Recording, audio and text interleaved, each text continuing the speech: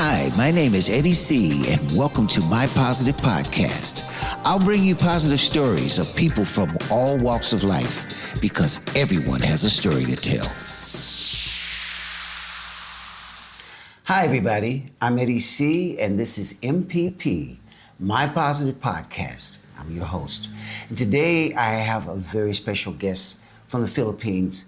He's based in Paris, and his name is Camilo, and he's a visionary artist and does this beautiful work that you see here. Hi, man. Nice to have you on the show. Thanks for having me, Eddie. All right. So can you tell my viewers and my listeners a little bit about your background? Because you're from the Philippines. Yes. And how you got started with your whole artwork. So I call my artistry crystal artistry. At the base, what I use is I mix both semi-precious and precious gemstones. And a good story to tell there is really I was based in the Philippines and I discovered doing yoga. And I've been part of this community who has brought me to many universes, so to speak, in terms of spirituality and alternatives, etc. And I have been warned by my yoga masters that, hey, you're falling in love into gemstones, and the worst thing that could happen, you're gonna grow your collection from quantity to size. And what I didn't realize is that now I realize it into this form of artistry. At the base, I collect all of these stones, and so my yoga master is correct. And so when I have moved 5 years ago into Europe to pursue my studies, I realized I think the gemstones are following me, or maybe I just have a good sense where to find them. And so each time I would move, I would buy a stone. And it did grow my collection. What is special is that I have changed my collections by adding something on top of it. I did start with birds and I continue with birds, but from time to time, I change the animal that is going to be placed on top of it. Okay. Altogether, this is now what you see under Carmelo Paris. So your Camilo Paris collection you have here at Seraphim, where we are doing the podcast. Yeah. It's very, very beautiful pieces. So people, if you get a chance to get to Antwerp and you come to Seraphim, the Art of Living here on the Kloosterstraat in Antwerp, you must come check out this beautiful work. I want to go a little bit deeper into that. So if I look at this beautiful structure here, the crystals and the bird, and man, it's the dimensions of it. Can you tell a little bit, for example, this piece here, how did you come about this particular piece? So what I think I would like to start, what is my intention? My intention has always been to create beautiful objects by the use of or taking inspiration from vulnerable subjects. So in my artistry, I really like a good representation for all the vulnerable subjects that I collect in my path. Mm-hmm. And that could be my very own experience or the experiences shared with the community I'm in. Okay. In this case, this is the falcon, which is a good symbolism on bravery and courage, and I think it's very apt in my life because after 5 years overseas, I think I found a good stability, a good form of stability, and I wish to celebrate that by the use of a good imagery. I think more people, I'm celebrating my humanness, and that simply means I'd like to see what I feel. I'd like to be reminded to have a symbolism on what I have gone through. In this case, more specifically with the Falcon series that we will be presenting exclusively here in Seraphim, I did use of, there are 3 components to a Carmelo Paris crystal art object. Okay. We do have the bird crystal, which is making use of the semi-precious or the precious stones. In this case, we have lapis lazuli. Mm-hmm. For this part, we have the clear quartz, which is very raw. It is very new to me that I touch it, but as you see here, that's not me who created it, it's nature. So that's another dimension I'd like to share. So if I look at this particular piece here, this part here was just naturally made. Mm-hmm. Wow. That's amazing. And then the base, you have a certain... This is a black obsidian. Mm-hmm. Of course, throughout my journey in this type of artistry, I listen to my audience or I listen to the community. Mm-hmm. What I wanted to say earlier is that I really don't touch the base. And it's so new to me that I put a pedestal, so to speak, that is very much polished than raw. So this is very raw and natural. Right. And this is very man-made. But the base material has always been the same. Okay. The use of gemstones. All right. And taking the falcon, this is like one of these pieces you sit this down. It looks like a special award or something you would present. A trophy kind of award you would give to someone. Can you go a little bit deeper into when you saw I know you were saying about your yoga teachers and all, but if I look at the crystals and the way and the details. Tell a little bit more about that vision. How did you come about that combination? So I think the beautiful part of what I do is that I co-create or I even play with nature. So it's seldom that I take commission work just because I think clients, I mean, I'm open for that, but then clients would tell me what stones they like. But in my process, when I work with the atelier, it's first instinct that comes first. And so what I'm trying to say is that crystals have energies, and the use of crystals in my vision has always have to be instinctive.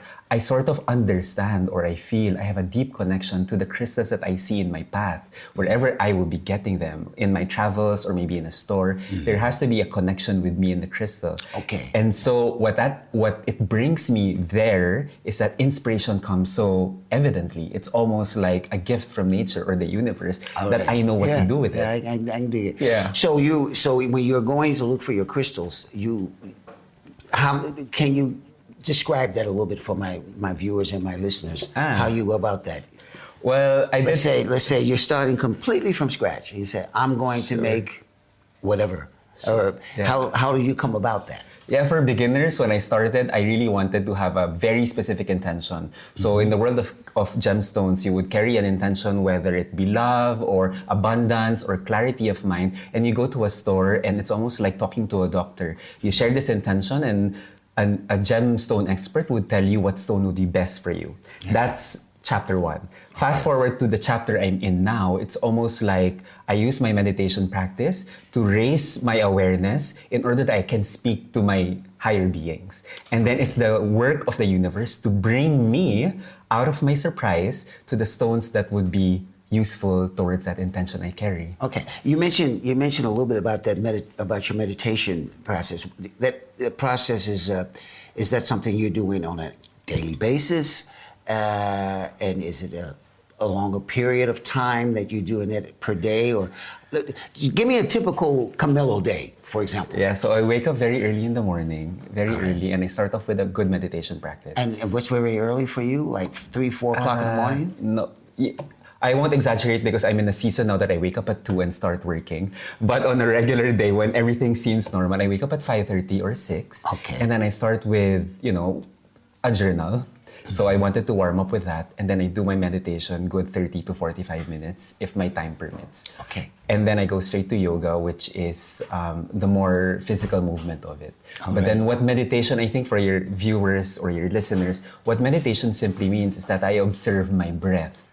So as soon as I wake up, I do my journal, and I wanted to talk or just simply observe my breath. I am not trying to avoid my thoughts. I'm not trying to do anything, but to really recount the pace of my breath. Because a yoga master did tell me, if you can control your breath, you can control your life. Absolutely, absolutely. That's right. It's back to a rhythmic thing, eh? Yes. Yeah. Right. Yeah. So, this is very interesting. I really appreciate your vision about how you speak about this. Now, getting to Paris, how did that come about? Yes, that began actually 5 years ago when I had to pursue my studies overseas.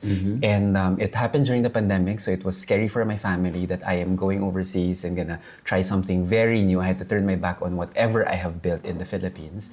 And I was in the MBA space where I was doing my graduate studies, and I knew I wanted to be in the luxury arena.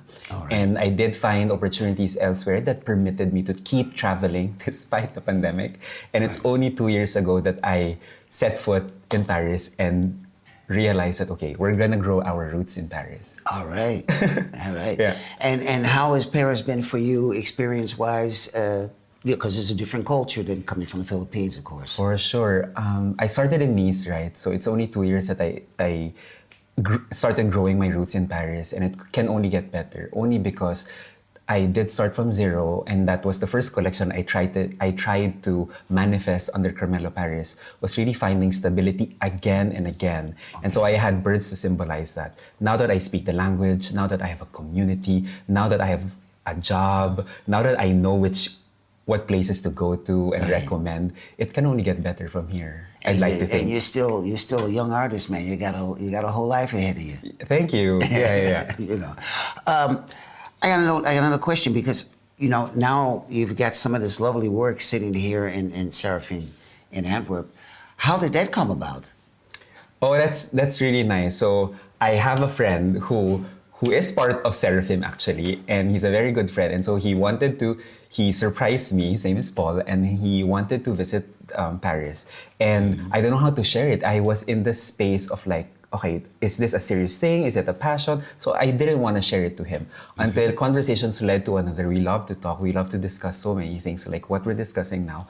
And it led me to conversing, hey, I'm trying to do Carmelo Paris. So last year, I attended my first art fair. I took the plunge of like really exposing myself to the world, and I invited him. And with his permission, he liked what he saw, and I said, I'm pretty open where my art objects will be displayed. And so he talked to his family, I suppose, or he did not speak to his family. He just said he could try, and then now we're here. Okay, Yeah. wonderful. And your collection is going to be here for a limited time, or is it going to be here for a? I mean, at the base, what I do are unique pieces. So I don't have much stock actually. We're only talking about, I don't know, 15 pieces max. And so until supplies last, as we would say. Everything is a one-off thing. I know. I did that with my Exactly. photography as well. Yeah. Now you understand, like, Yeah. we can't really assure the audience on like until when we're here. Right. But that could happen in terms of like, maybe it's gone out of stock, etc. Or Seraphim changes a different path, which we will respect as well. Oh, wonderful. I got a couple of questions still left before we finish off. My first question is, you know, you're a young talent with a whole future ahead. What would you tell some younger talent coming up? A child of 7 or 8 that's interested in art of whatever form. How would you tell them to be a visionary like you are? Oh, if you are 8 years old or maybe at that age, please have fun with it. Don't overthink. It's not fun to overthink art. Please enjoy whatever you are trying to create, and maybe share it to your community, be it your family or your friends. But if you grow older and you wanted to really pursue this more professionally, I would advise them differently. Could I answer that? Please lean on fear. I think fear is not celebrated as much as I want. As I did create a masterpiece about finding beauty in fear, and it's so rare that I find in my community that they tell me to face fear, and so I wish to be that ambassador about fear. And if you are listening, please. It is our job to find beauty in fear. It exists for a good reason. It should be valid to be around us. Put that energy into beauty. Yes, yes, yes, yes, yes. Absolutely. All right. If you got, my last question before we go is, if you could describe visionary in your own words within a minute, so that you can sum it up. Oh, being a visionary or a vision? Just visionary, being a visionary. Yeah, just being a visionary in yourself. Visionary. Wow. Okay. The first thing that came up to my mind is if you are a visionary and people say you are, I don't know if I believe that, but thank you for saying that. I would just lean on believing what you say. And I think therefore it's a gift.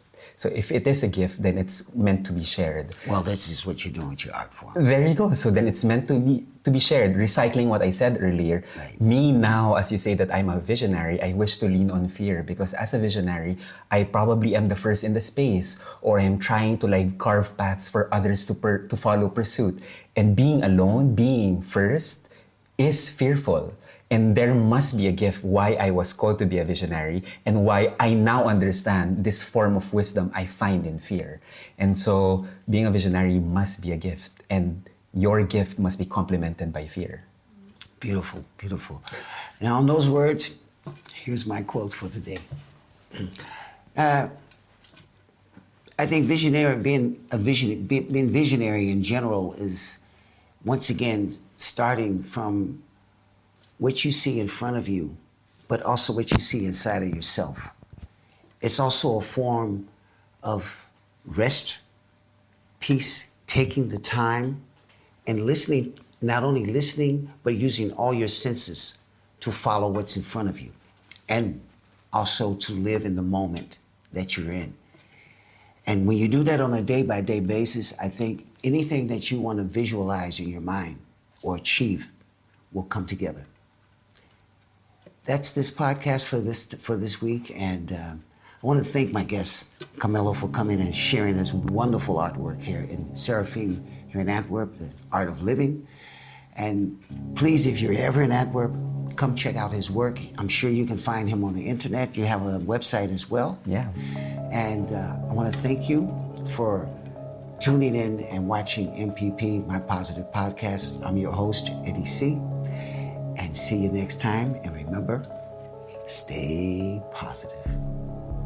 Well, you just saw my interview with Camilo and his beautiful artwork. And now we're going to interview after the break one of the faces here at Seraphim, and that's Rafaela.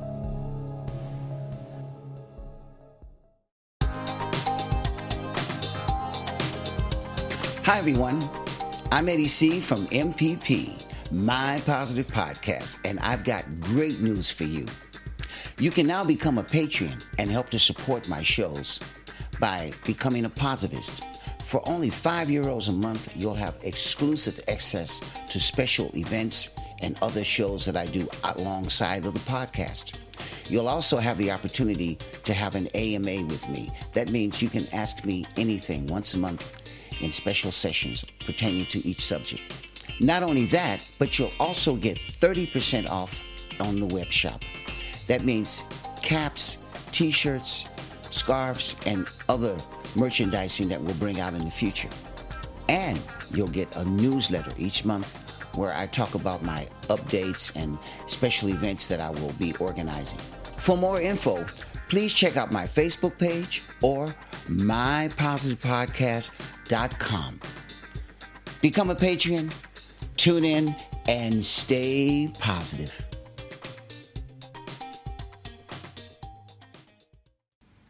Hello, everybody, and welcome back to MPP, My Positive Podcast, and I'm your host, Eddie C. Today, I have a very special guest because she's not only one of my guests, but she's also one of the faces here at Seraphim, the Art of Living here in Antwerp. Please welcome my guest, Rafaela. Hello, Eddie. How are you today? I'm fine. So, we're here at the heart of where the whole podcast, the video podcasts are starting to take off.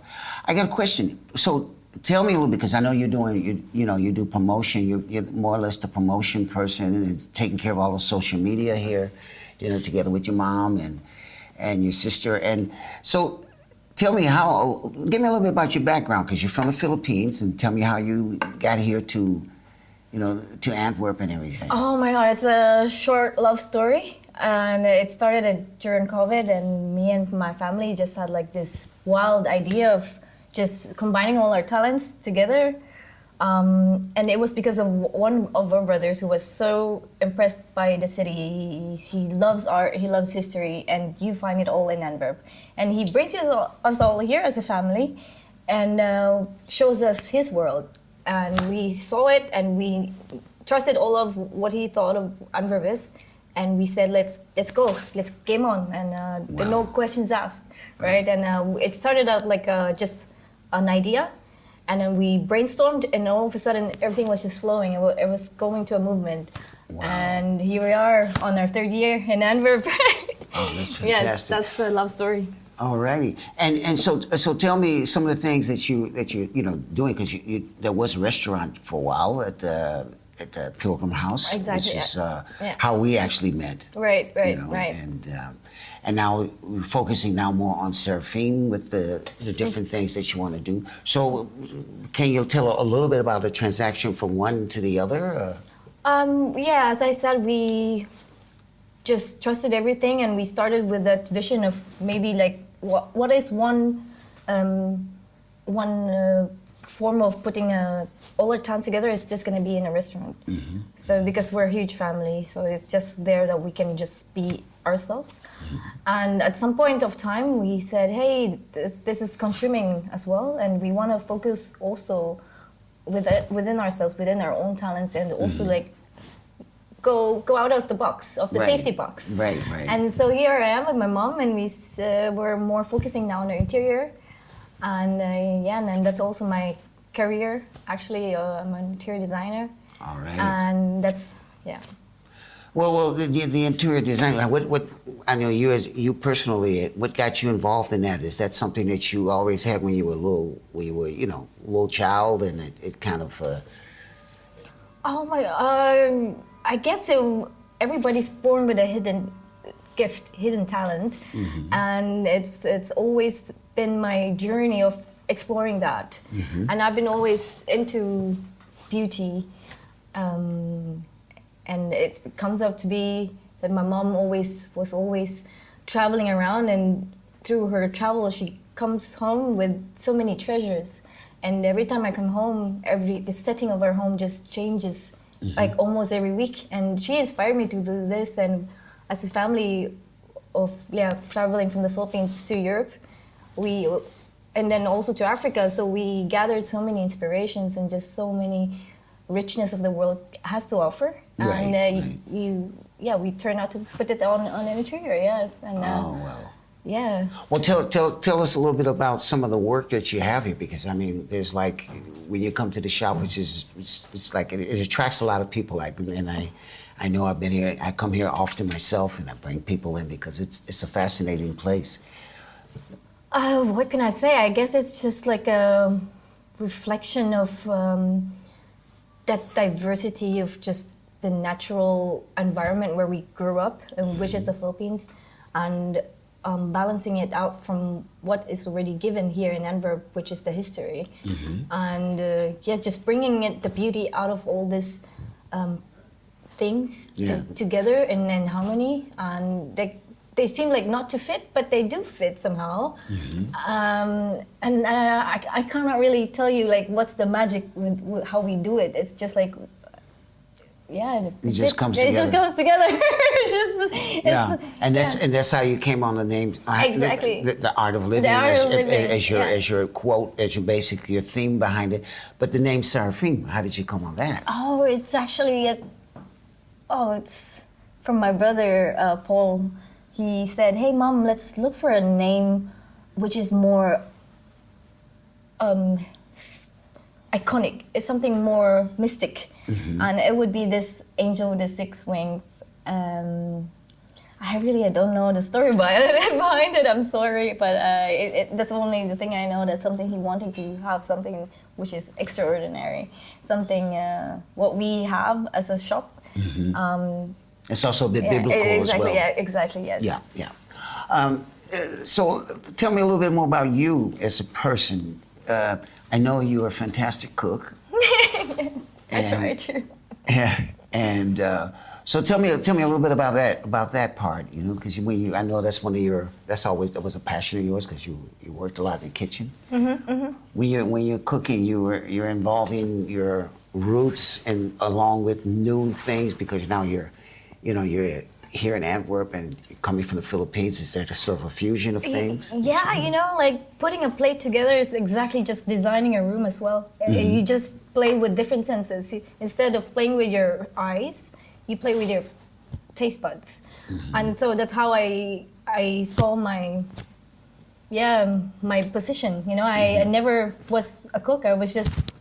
I love eating good food, but then I could also trust myself and my instinct. Hey, I think everything that I would like to eat, I think I could also let somebody enjoy the same plate as I am enjoying, right? Right. And then so that's how we also coined out to name ourselves, hey, we can definitely give them the art of living. Right. The people who are a little bit confused, they don't really know how to choose, and now we're doing the job for them, and then showing them already a showcase that they might think they might be inspired. Okay. And and see the art that we see in living, and we just transcend it both in one spot. Oh, that's wonderful. And you outside of your cooking, there's this social media part about you. You do the promotion and because you're like this radiance of light.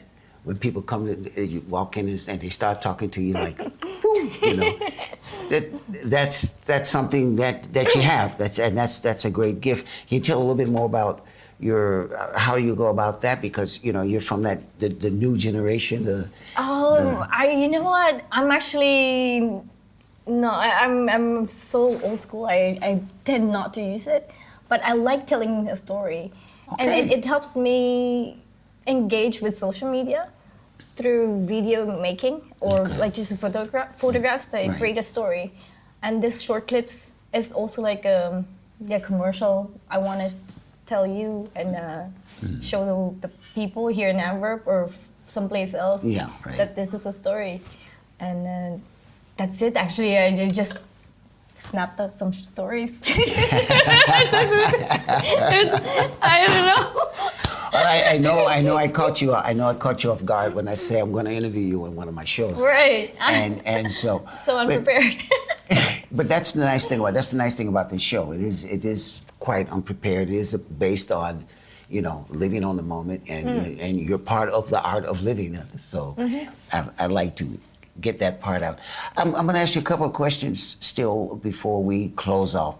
My first question I want to ask you is, you know, you're from a younger generation than I am, but at the same time, you have a very wise old soul in how you in the way you are with people.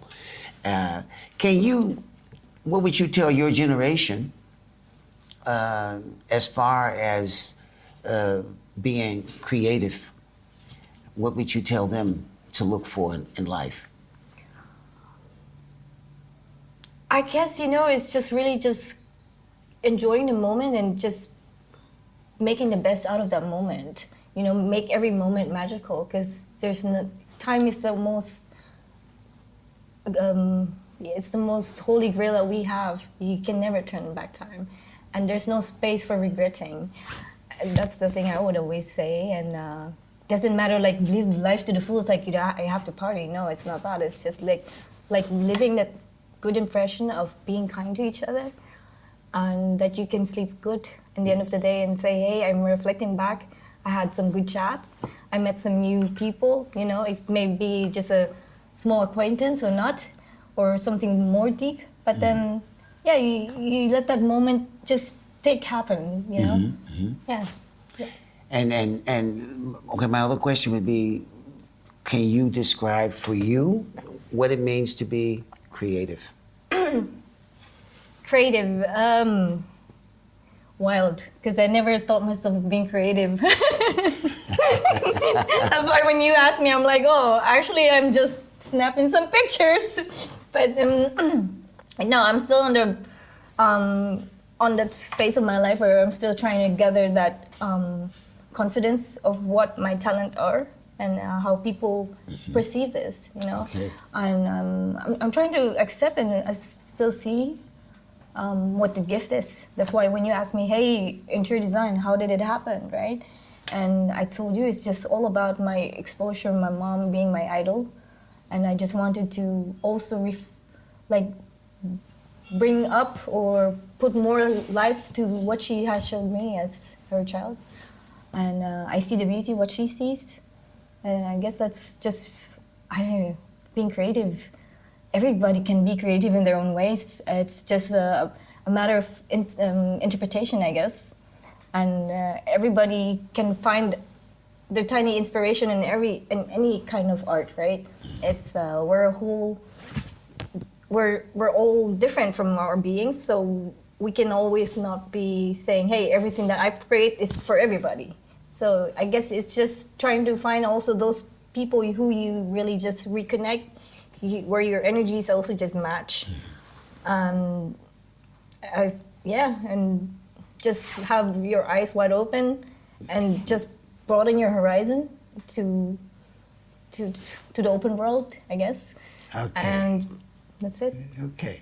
Well, I want to thank you for coming on and sharing things about yourself and your family. And it's, you know, we've known each other now for a few years. Thank you for having me on this hot seat. And we will thank you for having me on at this location. And being able to do these shows here. I appreciate it very much to you and of course to the rest of the family as well. I feel like always a member of the family. You always Yeah.